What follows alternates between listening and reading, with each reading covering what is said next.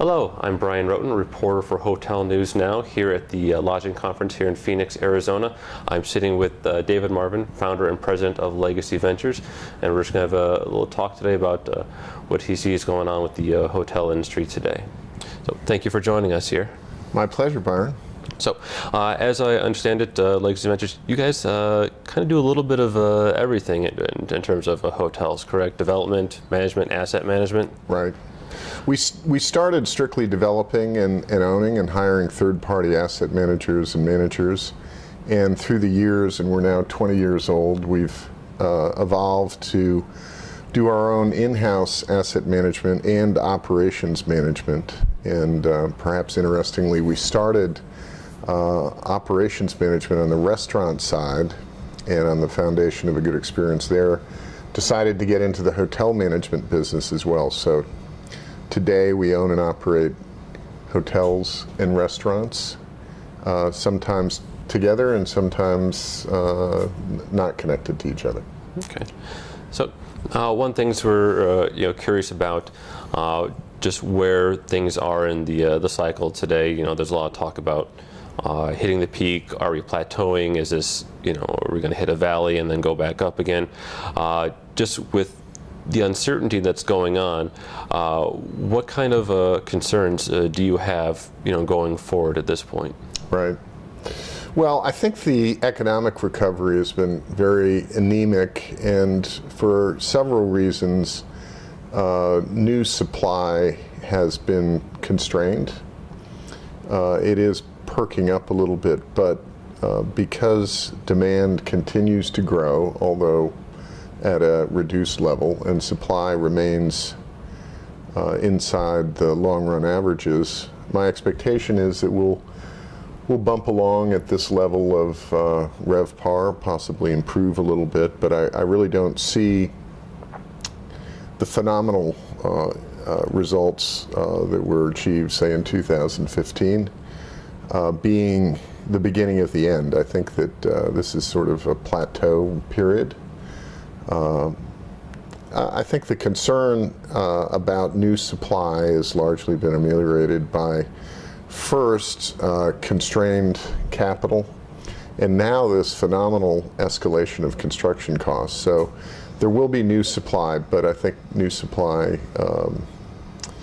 concerns are really a market-by-market basis. Certain markets, New York, for example, has just seen so much new supply that it's truly affecting that market. But in Atlanta, where most of our activities are based, the new supply is a manageable level.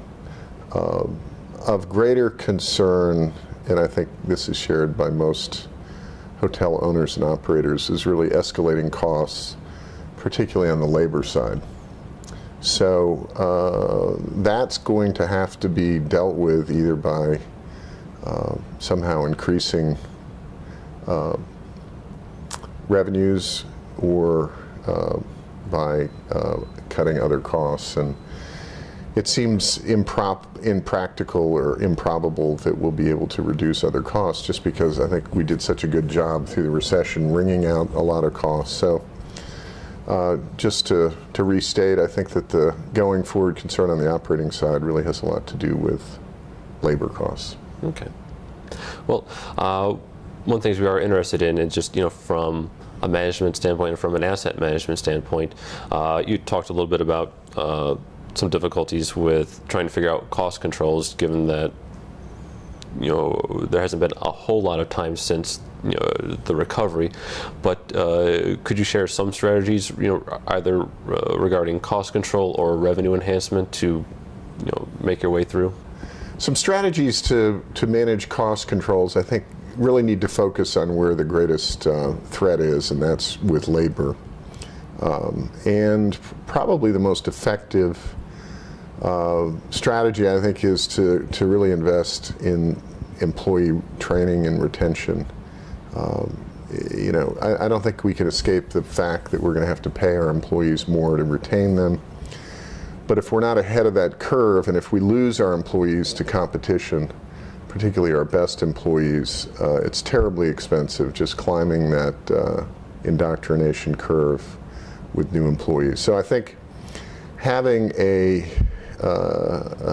market competitive or even superior to market compensation strategy, and I also think having a culture that people want to be affiliated with, that being part of a team, they want to be on the team, is a very good means of retaining employees. Outside the employment area, something that we're very focused on is conservation to reduce utility costs. And we're finding that there are a number of low-hanging fruits to be picked that have 2 to 3 year paybacks. The new lighting options are absolutely phenomenal, and of course hotels in many areas of the buildings burn 24/7 lights, and so if you move from a old technology light to a brand new LED system which senses whether or not somebody's in the area and needs a light, you can dramatically reduce cost, and there's some central plant savings that are possible. Water conservation is something else that we're involved with.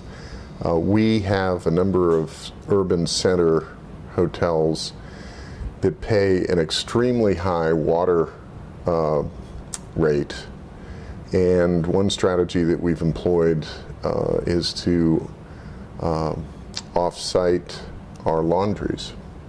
And there are commercial launderers now that have very effective systems, and they truck the laundry out to places in the suburbs that have lower water rates and do an excellent job. So beyond just getting low flush toilets and the water restricted shower heads, that's another strategy that we've adopted, which is to evaluate off-siting our laundry. Well, thank you very much for joining us here today. It's been a real pleasure, and thank all of you for joining us, and continue to follow us along at hotelnewsnow.com for our continuing coverage of the Lodging Conference. Thank you.